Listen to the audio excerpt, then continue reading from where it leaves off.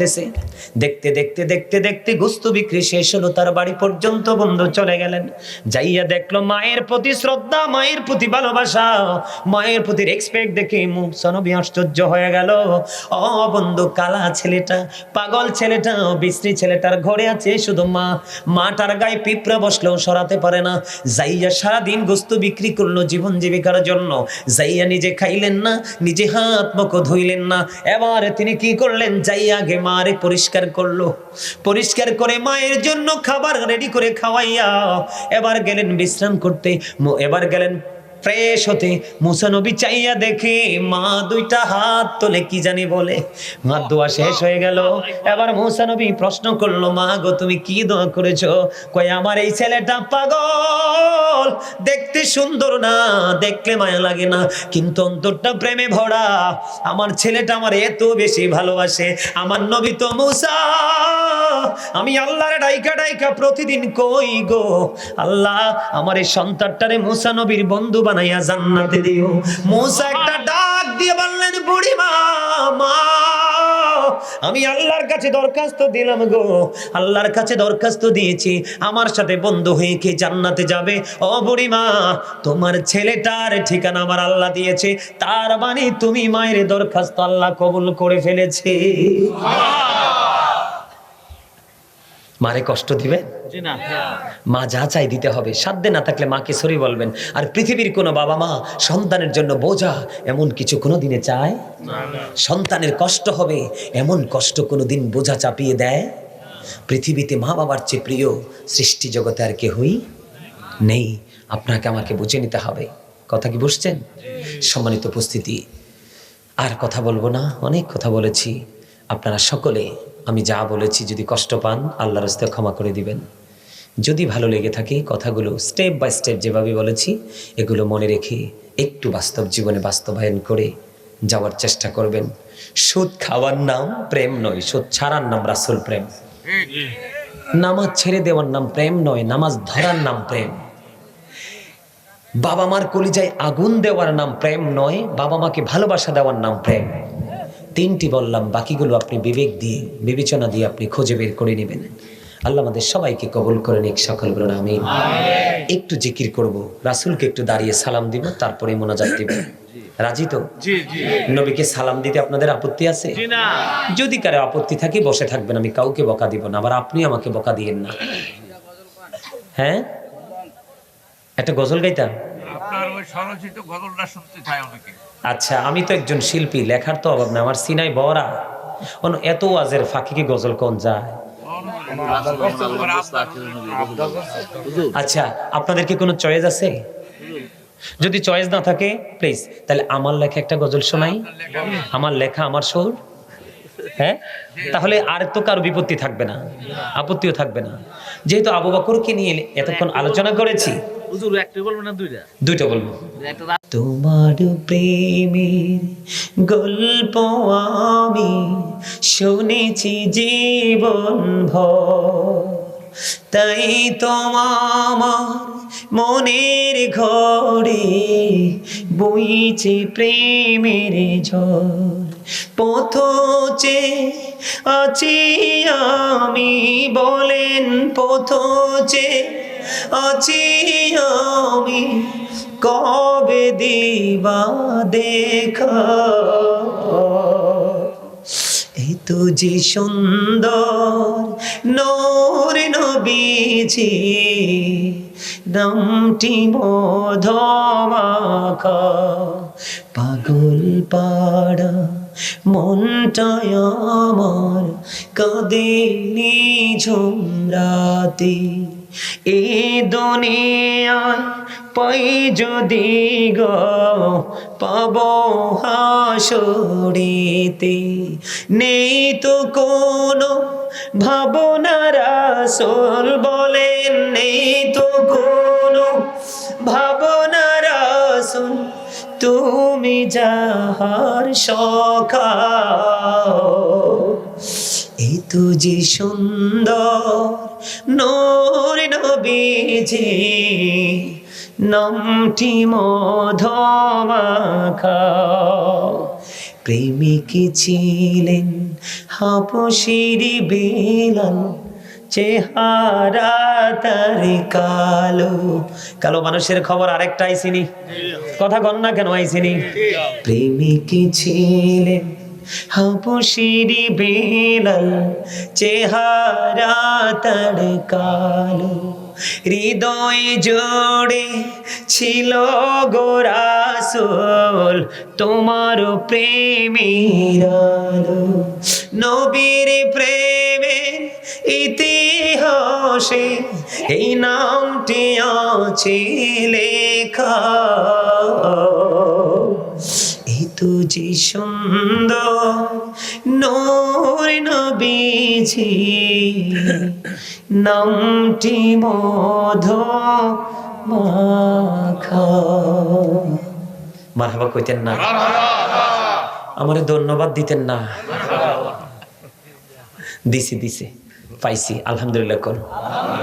এটা আমার লেখা, আমার সুর। যা শুনেছেন তো শুনেই ফেলেছেন। নতুন তো চিরদিনের জন্যই জনপ্রিয়, ঠিক না? নতুনের কদর কখনোই কমে না, ঠিক না? আরো জোরে বলেন। মা বাবার শান একটু শুনবেন, আমার সাথে পারলে গাইবেন। হ্যাঁ, আমার মা নাই, আমার বাবা নাই, দয়াল রে দয়াল, আমার কি মা ডাকার স্বাদ নাই রে, আমার কি বাবা ডাকার স্বাদ নাই রে, বলেন আমার মা নাই। আপনারা তো বিপদে পড়ে গেছেন, আরে হুজুর আমার তো আব্বা আম্মা আছে, হুজুর এটা কি তা কয়? আর এটা তো আপনার আমার ভাষা না, আমি যেটা বলতেছি এটা আমার ভাষা না, এটা ভাষা হলো দুঃখিত মানুষের ভাষা, যাদের আপন মানুষ চলে গেছে, প্রিয় মানুষ, বাবা মা, মাথার উপরের ছাদ, এটা ওই দুঃখী মানুষের ভাষা আমি তুলে ধরেছি। আপনারা টেনশন করেন না।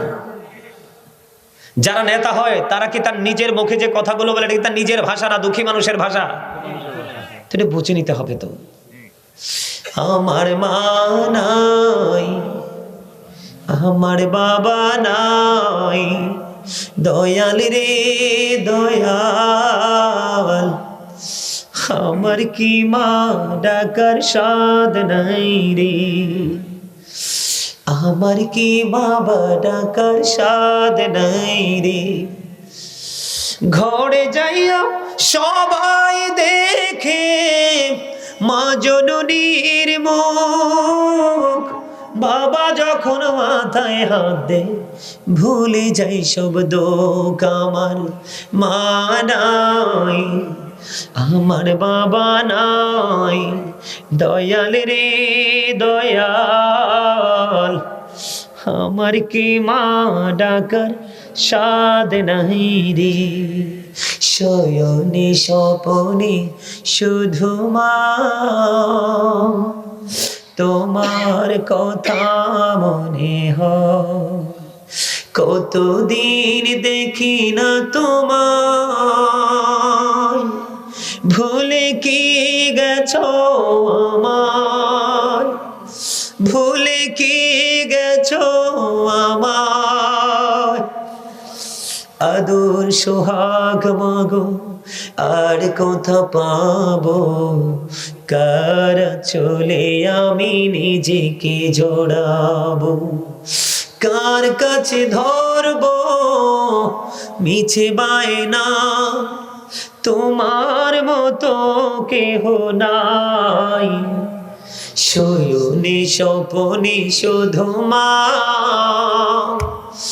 তোমার কথা মনে হয়। আমার ভুবন জোড়ে শুধু দুঃখ জ্বালা, কে আর পরাবে আমায় সুখের সে মালা, আমার ভুবন জুড়ে শুধু দুঃখ জ্বালা, কে আর পরাবে আমায় সুখের সে মালা, কপলে কে দেবে আর কাজলে রুটি, তুমি জেনে ধরাই, শয়নে স্বপনে শুধু মা তোমার কথা মনে হয়। যার নাই সে বুঝে হারানোর যন্ত্রণা। পৃথিবীতে কত নারীর মুখ দেখা যায়, মায়ের চেহারা আর দেখবো? পৃথিবীতে কত পুরুষের চেহারা দেখা, বাবার চেহারা আর দেখবো? এই জন্য বাবা মাকে ভালোবেসে জীবনটা অতিবাহিত করব। রাসূল বলেছেন, হতবাগা সে, হতবাগা সে, হতবাগা সে। কে রে নবী সেই হতবাগা? নবী বললেন, পিতামাতা দুজনকে পেল অথবা একজনকে পেল, তাদের সেবা করে জান্নাত দখল করতে পারল না, তার মতো হতবাগা সন্তান পৃথিবীতে আর কেউ হতে। সম্মানিত উপস্থিতি, অনেক কথা বেড়ে ফেলেছে, অনেক 2 ঘন্টার উপরে চলে গেছে। আপনারা, আবারও বলছি, আমি অনেক কথা বলছি, প্লিজ আপনারা কষ্ট যদি পেয়ে থাকেন মাফ করে দিবেন। যদি ভালো লেগে থাকে আমার কথাগুলো একটু মানার চেষ্টা করবেন। কাউলান সাদীদ, আল্লাহ বলেছে সে দা রাইট থিং, সত্য কথা বলো, সঠিক কথা বলো, সত্য ইনস্ট্রাকশন দাও। কেননা আপনার আমার নবী সে ট্রেনিং দিয়ে গেছে। হি ওয়াজ ভেরি ট্রুথফুল, তিনি ছিলেন শ্রেষ্ঠ সত্যবাদী। বলে হুজুর হঠাৎ করে রাগ করলেন কেন? ইমাম সাহেবরা পর্যন্ত সঠিক কথা বলতে পারে না। সুদের মাধ্যমে টাকা উপার্জন করা, মাকে বিবাহ করা, আর এই সুদের মাধ্যমে একটি টাকা উপার্জন করলো, মাত্র একটি হাদিস শরীফের মধ্যে আসছে, হযরত আবু হুরায়রা থেকে হাদিস বর্ণিত, নবীজি বলেছেন সেই জন্য তার মায়ের সাথে 36 বার জিনা করল। তাও এটা 70 নাম্বারটা, কয় নাম্বারটা? একবার লাস্টেরটার, বাকি 69টা কি হইতে পারে আবার চিন্তা করেন। ইমাম সাহেব কান্না মুখে আমার কাছে বলে যে হুজুর সুদের কথা বললাম, বাইর হইতে দেরি, সভাপতিটা কয় আপনি আর আগামী জুমা থেকে আসতে হবে না। কারণ ইমাম সাহেবের মধ্যেও কিছু আছে অসভ্য ইমাম সাহেব। কথা কন না কেন? কিছু আছে, কিছু আছে, আছে আছে না কিছু? খবর নিবা, যেই মসজিদ থেকে খতিব বিদায় হয়ে গেছে, কেন গেল? কারণ তোমার রিজিক ওই সুদখোর সভাপতির হাতে না, তোমার রিজিক স্বয়ং মালিকের হাতে। বরাদ্দ আসবে পার্লামেন্ট থেকে। কথা কন না কেন? আরো জোরে। শুধু তুমি তোমার মাইন্ডটাকে চেঞ্জ করো, টেকনিকটাকে একটু পরিবর্তন করো, তাহলেই দেখবা তোমার জীবনটা উল্টো থেকে কি হয়ে গেছে, ভাও হয়ে গেছে। আপনারা কি আমার কথা রাগ হইছেন? আল্লাহর নবী কইছে ঋণগ্রস্ত থাকলে যদি জানো তার জানাজা পড়াইও না। আপনি আমি তো বড় লোক দেখে যাই, হেতের ফলাই দিব না টিয়া। দাদা বেশি হইছে না তোরা? অল্প হইছে, আরেকটু করি। বাচ্চা থাকলে না রাইতাম, ঠিক না? একটু খারাপ লাগে আমার কথাগুলো? নবীজি জানিয়ে দিলেন সালাতুল খামস, 5 ওয়াক্ত নামাজ যদি ঠিকমতো পড়ো গ্যাফের গুনাহ মাফ। ওয়াল জুমআতু ইলাল জুমআ, এক জুমা থেকে আরেক জুমা, 2 দিকের জুমা যদি সঠিকভাবে পড়ো মাঝখানের 1 সপ্তাহের গুনাহ মাফ। সুবহানাল্লাহ। রমাদান ইলা রমাদান, নবীজি বললেন এক রমজান থেকে আরেক রমজান 305 দিনের একটা ডিসটেন্স। কি চমৎকার লাগে রে, যার সিনায় প্রেম আছে সে বুঝে কত যে মধু। নবীজি বললেন এই বছর তোমার 30 দিনে 30টা রোজা, ইনকেস হতে পারে 29টা, সেটা আলাদা কথা। আগামী বছর হলো আবার 30টা, কয়টা?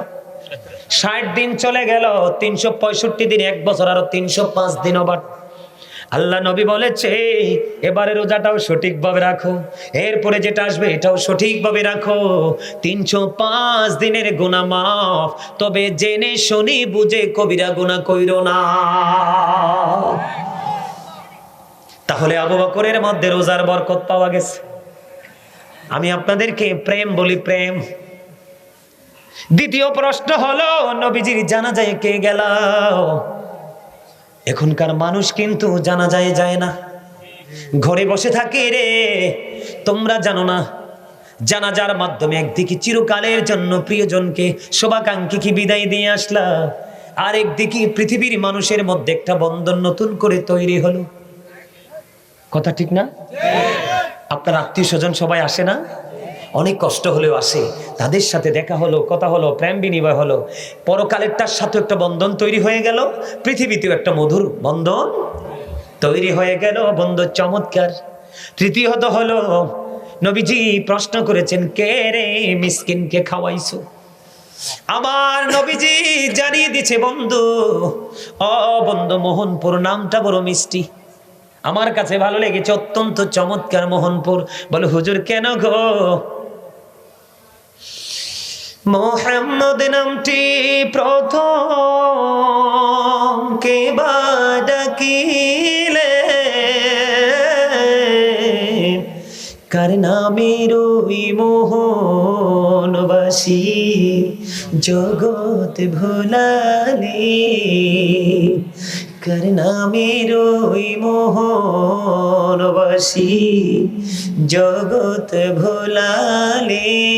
মারহাবা। এই কারণে খুব চমৎকার। মিসকিনকে কে রে আজকে খাওয়াইলা? আবু বকর হাত তুললেন, 3 নম্বর প্রশ্নের উত্তর হাদিস শরীফের মধ্যে এসেছে রে বন্ধু। আমার নবী জানিয়ে দিলেন আল্লাহর কাছে দুটো কাজ বড় পছন্দের। একটা হলো পরিচিত হোক অপরিচিত হোক, মুসলমানলে দেখলেই তুমি সালাম দিয়ে দিবা।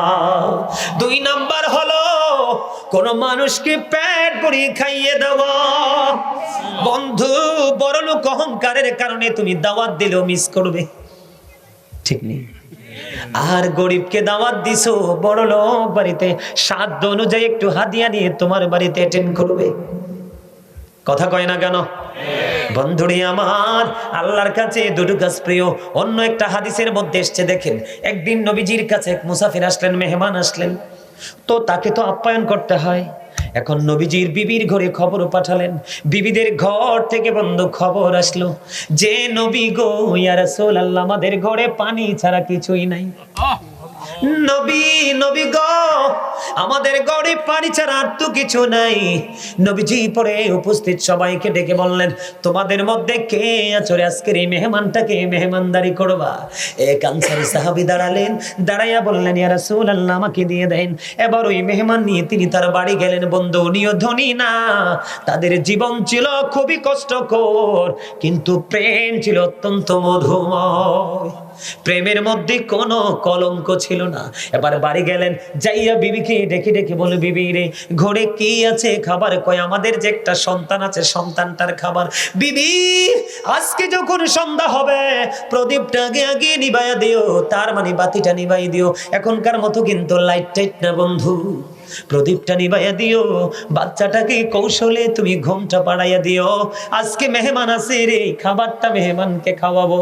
নবীর কাছ থেকে চাই আনছি মেহমানটাকে। বন্ধু, এবার কি করলেন? বিবি যেমন স্বামী বললেন তেমন কাজ করলেন। এই যুগের বউ হইলে স্বামীরে মারতে ধরতো, কথা বলেন না কেন? এই জন্য বলছি, নবীর প্রেম না থাকার কারণে সব কিছু নষ্ট হয়ে গেছে। দিন দিন ইসলাম গরিব হয়ে যাচ্ছে। গজব নতুন নতুন আমাদেরকে আপন করে ঘিরে ফেলছে।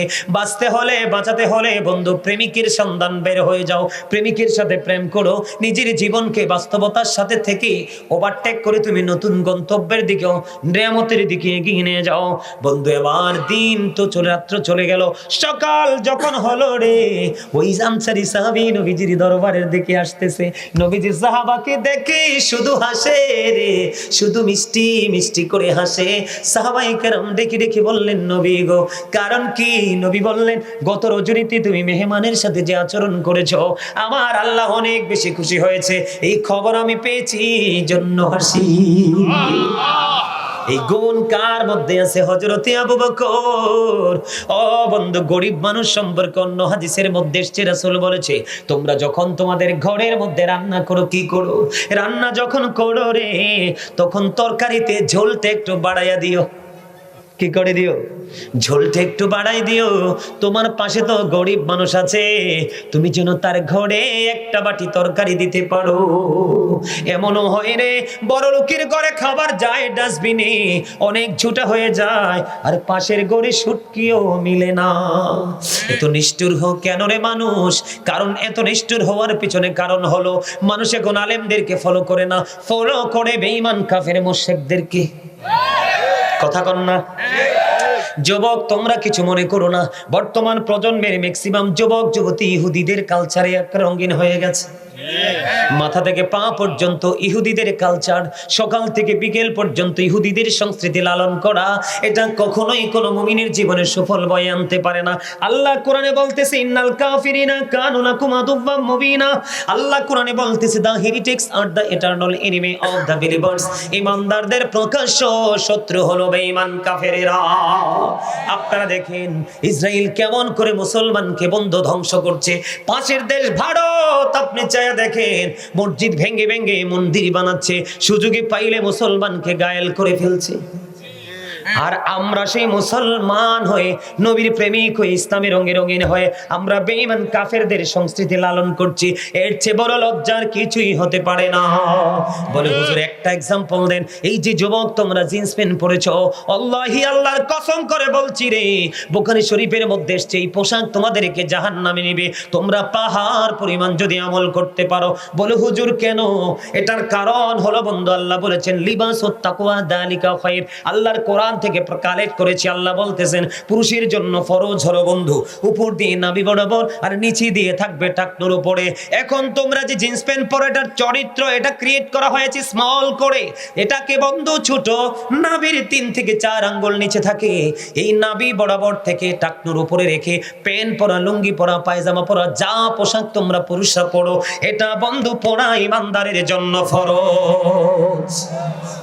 আসেনি সেটার ধারে কাছে? কোন ইমাম সাহেবকে কোনোদিন প্রশ্ন করলা না হুজুর প্যান্টটা পরার পরে পিছন দিয়ে লজ্জাস্থান দেখা যায়, এটা পরবো কি পরবো না, এটা কোত্থেকে আসলো? চুলটা কাটো, সেলুনে গেলে দেখা যায় শুধুমাত্র বেঈমান কাফেরদের পিকচার, তুমি ওখান থেকে চুজ করো। এটা কখনোই কোনো মুসলমানের জীবনে সুফল বয়ে আনবে না। সাবধান হও, সচেতন হও, কারণ আজকে তুমি হয়তো তোমার মতো করে করছো, কিন্তু তোমার ছেলে যখন বিয়ের পরে উশৃঙ্খল হবে, মেয়ে যখন উশৃঙ্খল হবে, সেদিন বুঝতে পারবা যন্ত্রণা কত প্রকার ও কি কি। মা বোনের মেসি কাটা নিয়ে মেসি কাটা সি সি সি সি সি এগুলো বলতেও ঘৃণা হয়। ওই যে বললাম না জাহান্নামে নবী যাই দেখছে সব ধনী মানুষ আর বেডিয়েট, আর জান্নাতে গিয়ে দেখছে সব গরিব মানুষ আর পুরুষ। মহিলারা নিয়ে যায় সিল্লারা ন মহিলারা যে লইয়া যায় হেইয়ার জন্য তো দোষ তো বেডাগর কার? এমনি বিয়ের জন্মের পরে বাবার ঘরে, বিদেশ থেকে বিয়ের পরে স্বামীর ঘরে। আল্লাহ রাসূল না বলছে এটা স্বামীকে কন্ট্রোল করতে হবে। আর বিবিদেরকে থুইয়া স্বামীরা বেশি দিন বিদেশে থাকা উচিত না, বুঝছেন? আল্লাহ রাসূল বলছে যাদের স্বামী বাহিরে থাকে তোমার কাছে নাই, তুমি সুন্দর কোনো পোশাক পরো না, কারণ তুমি যখন সুন্দর পোশাক পরবে, সাজগোজ করবে, তখন অন্য পুরুষের দৃষ্টি তোমার দিকে আসবে। আর পুরুষদেরকে বলছে যাদের স্বামী নাই তোমরা তাদের বিছানার একটা কোণেও গিয়ে বসো, যদি বসো তোমাদের জন্য ভয়ঙ্কর বিষাক্ত অজগর আছে, আযাব তো ভোগ করবা, পাশে বিষাক্ত সাপ কন্টিনিউ সবল দিবে। দুজনকে কি করতে হবে? অ্যালার্ট হতে হবে। পুরুষদেরকে বলছি মেয়েরা রাস্তা দিয়ে হেঁটে যায়, তোমরা কি করবা? চোখটা নিচু করে হাঁটবা। হাদিস শরীফের মধ্যে এসেছে রাসূল বলেছেন শুধু এই অংশটা মেনে যদি সারাটা জীবন কাটাতে পারো, রাসূল বলছে তোমাকে রাসূল জান্নাতের নিশ্চয়তা দিয়েছে। আসেনি আমাদের মধ্যে সেই? কারণ আমরা আলেমদের সাথে যুক্ত নই তো। বন্ধুরে আমার চতুর্থটা হলো কে রে আজকে অসুস্থ মানুষের সেবা করছো? আবু বকর হাত তুললেন। এখন আমরা কিন্তু মানুষ অসুস্থ হলে তার খোঁজ খবর রাখি না, তার ধারে কাছেও যাই না, কিন্তু আমার নবীজি জানিয়ে দিলেন তুমি যদি কোনো রোগী দেখার জন্য সকালে বের হও, বিকাল হয়ে গেল তুমি আসলা না, অথবা আজকে গেলা তুমি আগামীকালকে ফিরে আসলা, নবীজি বলেছে তুমি যতক্ষণ পর্যন্ত ফিরে না আসলা ততক্ষণ যেন তুমি জান্নাতি ফল কুড়াইলা। এই বৈশিষ্ট্য কার মধ্যে? হযরতে আবু বকর সিদ্দিক রাদিয়াল্লাহু তাআলা আনহুর মধ্যে। রাসূল বলেছেন 4টা গুণ যার মধ্যে আছে সে জান্নাতি। আর কিছু লাগে? এটার নাম হলো প্রেম, এটার নাম হলো ভালোবাসা, এটার নাম হলো মহাব্বত। আমরা যেন প্রেম, ভালোবাসা, মহাব্বতকে অন্তরে ধারণ করে লালন করে আমরা যেন আমাদের জীবনকে বাস্তবায়ন করতে পারি। বিশেষ করে সুদ ছেড়ে দিবেন, ঘুষ ছেড়ে দিবেন, মিথ্যা কথা ছেড়ে দিবেন, পরের হক নষ্ট করা থেকে বিরত থাকবেন, বেশি বেশি করে সামাজিক বন্ধনে আবদ্ধ হবেন। সামাজিক বন্ধনে আবদ্ধ হতে হলে আমাদেরকে একটা জিনিসের প্রচলন বাড়াই দিতে হবে, এটা হলো সালাম।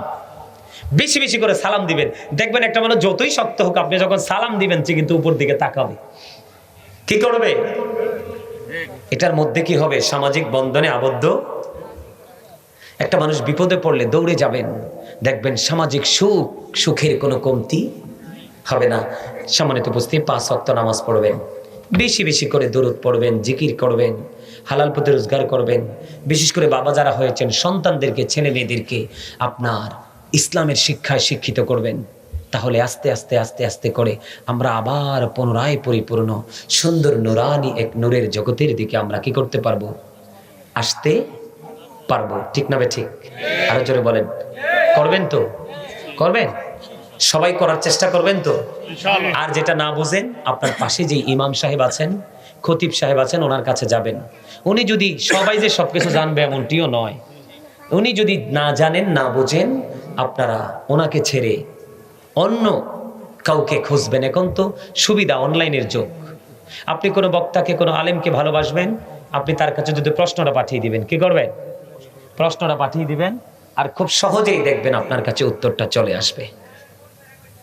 ঠিক আছে তো? আর জোরে বলেন না। আর বিশেষ করে যুবক ভাইদেরকে বলছি, গান বাদ্যযন্ত্রের সাথে যুক্ত হবে না। আল্লাহ রাসূল বলেছেন, কিয়ামতের আলামতের মধ্যে অন্যতম একটা আলামত হলো গান বাদ্যযন্ত্র বাড়ানো। এখনকার ছেলে মেয়েরা ম্যাক্সিমামই বেয়াদব হচ্ছে না? কথা কয় না। কারণ কি জানেন? আপনি গাছ লাগাইছেন, আম গাছ, এই গাছে কি ফেফে ধরবো? কি ধরবো? আমি তো ধরবো, ঠিক না? গাছ লাগাইছেন তাল গাছ, তাল গাছে কি নারকেল ধরবো? কি ধরবো? তাল। হয়তো রস একটা বেশি হয়, একটা কম হয়, আকার একটা ছোট হয়, একটা বড় হয়, ঠিক না? ঠিক। ওই ব্যাককল মানুষের মতো ওই কিতানা কয় রে, নার্সারিতে গেছেন চারা কিনতে, অন যাইয়া দেখছেন এত টক, এত সুন্দর এক তেঁতুলের চারা, এ দেখে আপনার কাছে মায়া লাগছে। কি লাগছে? আপনি কিনা লই আইছেন, উর্বর এক জায়গায় না লাগাই দিছেন, অল্প সময়ের মধ্যে তেঁতুল ধরছে, পাকছে, পায়রা কামড় দিয়ে দেখেন যেই টকের টক, চুল সব খারাই গেছে। আর আপনি যদি তেঁতুল গাছের নিচে বয়ে বয়ে এখন, আল্লাহ রে, আমি তো ভাবছি আমার গাছে ল্যাংরা আম ধরবো। আল্লাহ কহেতে কত বড় ব্যাককল, বেকু কই সারা কিনার সময় সাইয়া কিনছে না, ওয়ানকা কয় ল্যাংরাম বলে ধরবো। ঠিক কেন বললাম এতগুলো কথা? আব্বাই বিয়ার সময় নাচছে ইচ্ছা মতো, আর ডোল তো অভাবই নাই। আম্মায়ও আইতে, আব্বার বাড়িতে আইতে হেবিডিও ইচ্ছা মতো 1 সপ্তাহ লাগাইয়া মিউজিক। ঠিক কিনা কোন? মিল্লা জিল্লা দুজনে মিউজিকের মধ্য দিয়ে একত্রিত হয়েছে। যেদিন একত্রিত হয়েছে সেদিনও মিউজিক। বউবাত। কথা কন না? কত স্পেশাল গেস্ট, ঠিক নেই? আইসি অন বাজতেছে টেন্ডেস্টাস। আল্লাহ কয় আহারে কপাল পরা বেকুবের দল, 2 দিন পরে যেটা আইব এটাও তো টেন্ডেস্টারে আইব। কথা কন না কেন? দুজনে বাজাইছে মিউজিক, দুজনে মিললে আনছে দুনিয়াতে একটা মিউজিক। এটারে ওয়াজ দিলে এটাই শুনে না, এটারে গজল দিলে এটাই শুনে না, এটার সামনে যখন বন্ধুর বাঁশি বাজে রে লাগাই দিলে দেখবেন জায়গা সাইলেন্ট হয়ে যায়। কথা কন না? গজল দিয়া, ওয়াজ দিয়ে এটারে খাওয়ানো যায় না, এটারে গান দিলে দিয়ে এটা চুপ হয়ে যায়। খাওয়াইতে খাওয়াইতে খাওয়াইতে মারও খবর নাই, বাচ্চারও খবর নাই, চাইয়ে দেখে পেট এটা বেলুন হয়ে গেছে। এটা সমস্যা না? আমি একটু মজা করে বলছি আর কি আপনাদেরকে। সিরিয়াসলি যদি বলি, রাসূল বলেছেন মাঠে পানি দিলে যেমনি ফসল জন্ম হয়, কি হয়? ঠিক তেমনি ভাবে নোংরা শব্দ দ্বারা গান রচনা করে, মিউজিক অ্যাড করে এটাকে গানে রূপান্তরিত করলা, ওই সমস্ত গান দিয়ে মনের ঘরে নোংরামি তৈরি হয়। আমাদের দেশে কিছু অসৎ শিল্পী আছে না, এটির হায়া নাই, লজ্জা নাই, এটি শুধু চায় খালি হাজার হাজার পুরুষ এদের সামনে আসুক।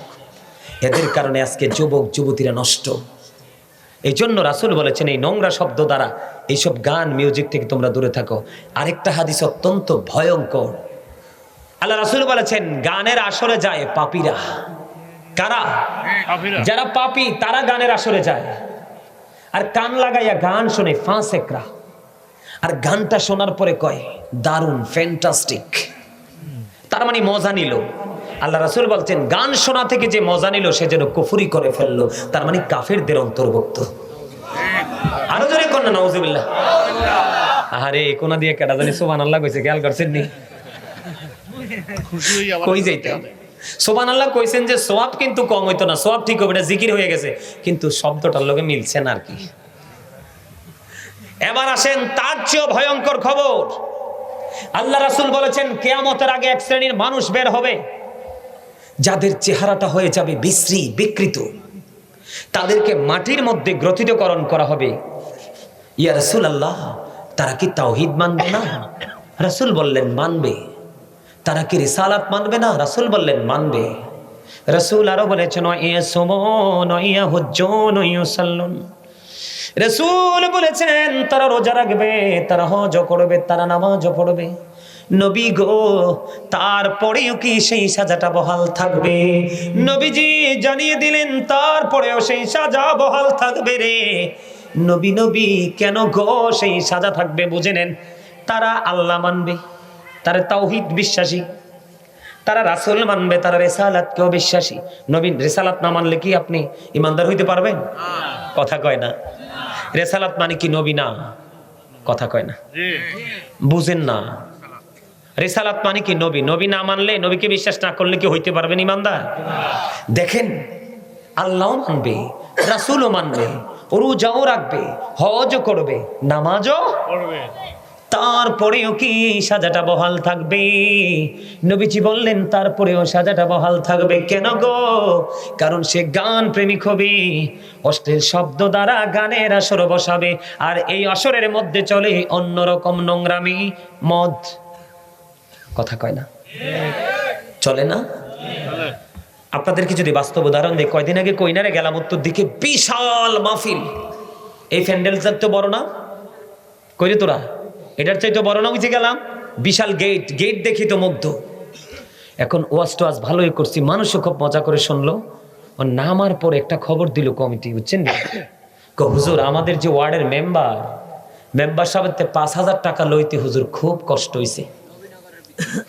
নবীনগরের ভিতরে কয় 5,000 টাকা লইতে খুব কষ্ট হয়েছে হুজুর, কিন্তু আগামীকালকে এখানে বিশাল অসভ্য শিল্পীগুলো আসবে, এদের এই গানের অনুষ্ঠানে মেম্বারকে বলাও লাগেনি, 75,000 টাকা দিছে। কি দিছে? এখানে গান বাদ্যযন্ত্রের ক্ষেত্রে আমরাও কিন্তু দায় এড়াতে পারি না, আমরা এই আলেম যারা আছি। গান তো টোটাল হারাম, টোটাল কি হারাম। আল্লাহ রাসূলের হাদিস আসছে, যেই আসরে হারাম হয়, যেই স্টেজে হারাম হয়, এই স্টেজে কখনোই কোনো হালাল কাজ হতে পারে না, কারণ হারামের সাথে হালালটা যুক্ত হলেই এটা হারাম হয়ে যায়। কি হয়ে যায়? হারামের সাথে হালালটা যুক্ত হলেই হারাম হয়ে যায়। যে মঞ্চে সারা রাত ধরে আল্লাহ রাসূল বিদ্বেষী কাজ হলো, সেই মঞ্চে মিলাদ চলে না, দোয়া চলে না, টোটাল নিষেধ। এখন ইমাম সাহেব পড়ছে বেকায়দায়, যেতে গানের আসর বসেছে হেতে তো লাডিওলা। ইমাম সাহেবের বান্ধব তো কেউ নাই, হয় সভাপতি, নাই সেক্রেটারি, নাই ক্যাশিয়ার, নাই মোতাল্লি। এই 60টার মধ্যে একটা না একটা থাকবে টাউট। আমার জীবনে কত মসজিদে নামাজ পড়াইছি, এটির ফুন্ডা আমি যে কত ফুন্ডা, এটির সুবাইছিও জন্মের সুবানি। আপনি জানেন না তো, আলেমরা, হক্কানি আলেমরা পৃথিবীতে কাউকে ভয় করে না। আলেমরা অল টাইম চলে জীবন এবং মরণ সঙ্গে নিয়ে। আর যেইটাই মনে করবেন যে ডরায়, এটার মধ্যেই ঝামেলা। কিতারে কচ্চা কাতরা নাকানি সুবানি কি কম খাওয়াইছি? যেই বেটার ডরে 5 গ্রাম মাথা না, সেই বেটারে যেই সুবা আমি দিছি। পারলে আসো বসতে, তুমি এইবা লাডি লইয়া, আমি বসবো কিতাব লইয়া। পারলে জিতটা যাও, পরে দিয়ে আসতে ঠান্ডা হয়ে গেছে। আল্লাহকে গাঢ়টা মোর্চা দিয়ে ভেঙে গেলেন। কি কয় আল্লাহ, কই রে আমার পাগলার দিকে আর একটা কদম দিবি, গাঢ়টা একবার ভেঙে ফেলাবো। তো ডরাইছে, আর আইছে না সামনের দিকে। খতিব রাখবেন, আপনাদেরকে বলি, দক্ষ যোগ্য কিতাবী আলেম খতিব রাখবেন, তখন সামাজিক পরিবর্তন আসবে, মানসিক পরিবর্তন আসবে, সমাজে সুশৃঙ্খলতা নেমে আসবে। আমার একটা মসজিদ থেকে বিদায় হইতে হয়েছে, কেমনে জানেননি? কইতাম নি, কইলে কি আপনারা রাগ হইবেন? সমাজের অসৎ মানুষের ক্যারেক্টার, এসব ক্যারেক্টারলেস পিপল যারা আছে তাদেরকে নিয়ে বলা। আমি আমার শহরে একটা জায়গা জুমার নামাজ পড়াতাম। আমারটা আমি বলছি না, আলোচনা করতে করতে করতে করতে বেশি দিন না, চাকরিটা বেশি দিন করিনি, প্রায় 1 বছর ঘুরতেই সমাজের মধ্যে একটা প্রভাব পড়েছে। আমার একটা ধর্ম আছে কি জানেননি, জুমার দিনের খুতবার যে আলোচ্য বিষয়টা, এই বিষয়টা থেকে অসংখ্য কিতাব আমার ঘাটার অভ্যাস। মানে আজকের খুতবায় যেই আলোচনাটা আসে আমি পুরোটা করব না, এখান থেকে মূল যে মগজটা এটা আমি সিলেক্ট করব। কি করব? যেটা মানুষের হৃদয়ের মধ্যে খুব সহজেই কি করতে পারে, টাচ করতে পারে। এটার সাথে আমি বিভিন্ন কিতাব থেকে প্রাসঙ্গিক আলোচনা আমি অ্যাড করব। সেটা ছিল আমার ধর্ম। মানে সাধারণ মানুষকে ধর্মের দিকে আসক্ততা বাড়ানোর জন্য প্রেম ঢোকানো আর কি। তো আলোচনা করতে করতে করতে করতে একটা পর্যায়ে সমাজের সবগুলো যুবক আপনার কি হয়ে গেল, একেবারে সুন্দর হয়ে গেল। আমি একটা সময় ভাবলাম চাকরিটা ছেড়ে দিব। যুবকরা বলে, হুজুর আপনি চাকরি ছেড়ে যাবেন কোথায়? বললাম ঢাকা। ঢাকা গেলে কিন্তু ঢাকাই থাকতে হবে, কুমিল্লা আর আসতে দিব না। আর যদি কুমিল্লা থাকতে হয় আমাদের মাঝেই থাকতে হবে, কত টাকা লাগবে দিব আমরা। তখন তো আমি বুঝতে পারছি যে তাদের হৃদয় রাজ্যে একটা বসতি হয়ে গেছে। তখন আমি চাকরি করতে করতে দেখলাম সমাজের মধ্যে একটা পর্যায়ে যারা সবচেয়ে বড় জাজরাইল সুদখোর, এরাও নাকি আস্তে ধীরে হাত গুটিয়ে সুদ থেকে, এরকম না বিষয়টা, হাত গুটিয়ে আপনার তারাও বিরত হয়ে যাচ্ছে। তখন সমাজের এক শ্রেণীর অসৎ মানুষ, তারা আবার দেখে সমাজের কোনো মানুষকে গায়েল করা যাচ্ছে না, কোনো নোংরামি দিকে নিয়ে যাওয়া যাচ্ছে না। তখন তারা কি করলো, খতিবকে বিদায় করার জন্য তারা একটা পায়তারা শুরু করলো। যখন আমি আবাস পাইছি তখনই কিন্তু আমি আস্তে করে আর পরের জুমায় যাই নাই, গেছি রে আমি আর পরের জুমায় আর যাই নাই। আজও পর্যন্তই সমাজের মধ্যে সুস্থতা ফিরে আসেনি, এখনো পর্যন্তই মহল্লা অসুস্থ। যারা চক্রান্ত করেছে তারা সমাজের সবচেয়ে পাওয়ারফুল লোক, কিন্তু তাদেরকে সমাজের ছোট্ট একটা বাচ্চাও এখন মূল্যায়ন। তাদের সবচেয়ে বড় দুঃখ হলো তোদের কারণে আমরা এত প্রিয় একজন মানুষকে হারিয়েছি। এই ব্যথা আমরা কবর নিয়ে যাব। বিশ্বাস করেন এদের মতো মুরব্বীরা, আমি যদি নর্মালও চলি, ধরে আমরা কি পরিস্থিতি আছে জানেন, আঞ্জা করে আগে ধরবো, অথবা হাতটা শক্ত করে ধরবো, মুসাফা করবে, হুজুর আপনি ভালো আছেননি, কত মনে পড়ে আপনার কথা। তখন ওয়াজটা টিভিতে বসে বসে দেখি, আমি কি দেখেন আর আমল করেন, কারণ আপনার কবরে কেউ, আপনার কবরে আপনি, আমার কবরে। সম্মানিত উপস্থিতি, আরেকটা কথা হলো আমাদের সমাজের মধ্যে একটা নোংরামি বেড়ে যাচ্ছে, মা বাবার কলিজায় আগুন দেওয়া। বিয়ের পরে মা বাবা মনে হয় যে শুকনো কলাপাতার চাইতেও নিকৃষ্ট হয়ে গেছে। এটা কেন হবে? শ্বশুর শাশুড়ির কথা তো কোরআন হাদিসে একবারও আসেনি। আর মা বাবা সম্পর্কে অসংখ্য হাদিস আমি পড়েছি। আল্লাহ কোরআনে বলেছেন অবিল ওয়ালিদাইন ইহসানা। আমরা যারা সন্তান, আমরা যারা কি সন্তান, আমাদের উচিত কি, we should Obi our parents. আমাদের প্রত্যেকের উচিত আমাদের পিতামাতাকে মান্য করা। কথা বলেন না কেন? মা বাবাকে ভালোবাসা ফরজ, তাদেরকে কষ্ট দেওয়া হারাম। নবীকে একজন প্রশ্ন করলো, নবী পৃথিবীতে আমার কাছ থেকে সবচেয়ে মিষ্টি আচরণ কে পাবে, হক কার বেশি? নবী বললেন কয়লা উম্মুকা, তোমার মা। কয়লা সুম্মামান, তারপরে কে? রাসূল বললেন কয়লা উম্মুকা, তোমার মা। আবার প্রশ্ন করলেন কয়লা সুম্মামান, তারপরে কে? রাসূল বললেন কয়লা উম্মুকা, তোমার মা। আবার প্রশ্ন করলো কয়লা সুম্মামান ইয়া রাসূলুল্লাহ, তারপরে কে? রাসূল বললেন কয়লা আবুকা, তোমার বাবা। সুবহানাল্লাহ। এই মিয়া এক ব্যক্তি এসে রাসূলকে প্রশ্ন করলো, ইয়া রাসূলুল্লাহ আমার উপার্জিত টাকা সব আব্বাই নিজের মতো খরচ করে। সুবহানাল্লাহ কর না। আমার এই হাদিসটা যে কি মধুর মতো লাগে আমি আপনাদেরকে বুঝাইতে পারবো না।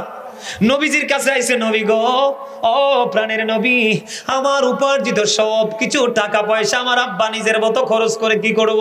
নবীজি একটা ডাক দিয়ে বললেন, পাগল, শুধু তোমার টাকা না, তুমিও তোমার বাবার সম্পদ। তোমার উপার্জিত শুধু টাকা পয়সাটা না, তুমি নিজেও তোমার বাবার সম্পদ। বাবা যেমনি মন চাই এমনি কাজে লাগাইতে পারবো। পারতাম না, কইতে পারতাম না, কারণ পারতাম না কইলে তো আব্বাই অবাধ কষ্ট পাবে। তা আব্বাই যদি কষ্ট পায়, নবী কইছে আল্লাহ তার আগে কষ্ট পায়। যে সন্তানটা বাবার অবাধ্য, আল্লাহ কয়, আল্লাহ রাসূল বলছে আর কি, আমরা জানছি রাসূল থেকেই তো সব। আল্লাহ রাসূল কইছে ওই বাচ্চাটার জন্য আল্লাহও তার অবাধ্য হয়ে যায়, আল্লাহর কাছেও সেই সন্তানটা অবাধ্য হয়ে যায়। নাউজুবিল্লাহ কন্যা। মায়ের চেহারাটার দিকে তাকাইয়ে শুধু ভাববেন, আল্লাহ আমার মাটা আগের চাইতে কেমন জানি হয়ে গেছে, মা একটু শুকায় গেছে, মা খাবারটা বেশি খেতে পারে না, আল্লাহ গো আমার মার কি হয়েছে? শুধু এইটুকু চিন্তা করে মার চেহারাটার দিকে মায়া করে তাকাবেন। আমার নবী কয়, সন্তান রে, মার প্রেমে পড়ছো, আমি নবী জানাইয়া দিলাম তোমার আমল নামায় আল্লাহ পৌঁছে দিল একটা হজের সওয়াব। নবী নবী গো, এমনি করে মায়া করে যদি প্রতিদিন 100 বার তাকাই, নবীজি কয় এমনি ভাবে যদি দৈনিক 100 বার তাকাও রে, তাহলে তোমার আমল নামায় 100 হজের সওয়াব। মা বাবারে আঘাত দিয়েন না। মা বাবারে আঘাত দিয়ে পৃথিবীতে কোনো সন্তান সুখী হতে পারে নাই। শোনেন, নারী তো এটা বাঁকা হাড্ডি থেকে তৈরি, রাসূল কইছে এটা সবসময় বাঁকা থাকবে, এটারে বেশি শাসনও করো না, ভাঙ্গা যাইব। আবার এটার একবারে ফালাইও রাখো না, আরো বেশি বাঁকা হয়ে যাবে। এমন ভাবে এটাকে শাসন করো, 100টা অন্যায় করলে 99টা মাফ করে দাও, একটার বিচার করো। যদি তুমি প্রত্যেকদিন বিচার করো তাহলে সংসার টিকবে না। এটা তৈরি করছে বাঁকা হাড্ডি থেকে, পুরুষকে গায়েল করার জন্য, পৃথিবীতে শয়তানির জন্য, সব কাজের জন্য শয়তান নারীকে রশি হিসাবে ব্যবহার করে। তবে সব নারী না, কিছু আছে ব্যতিক্রম, ফুলের চাইতেও সুন্দর, আছে না? তবে এই